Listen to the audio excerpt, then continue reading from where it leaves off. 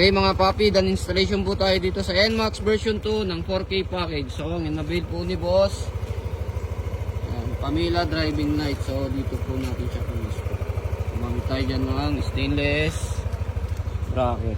So ang ilaw po nito, low beam, ayan, 60 watts po yan. High beam, yellow, napaliwanag. Tapos sa switch ni sir, kinabit po natin domino 3-way switch. So dito po natin siya minang. Tapos naglagay tayo ng stainless passing switch. So pag naka-off yung driving light, passing, low beam, passing, high beam, passing. Ayan.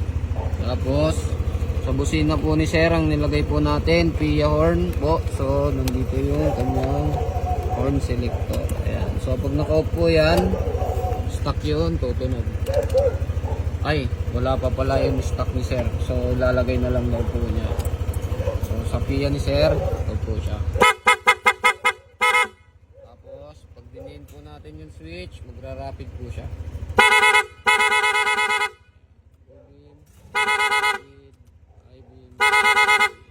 Okay. Sa mga gustong avail ng gantong package, punta lang po dito sa Scooteristas online shop. Maraming salamat po.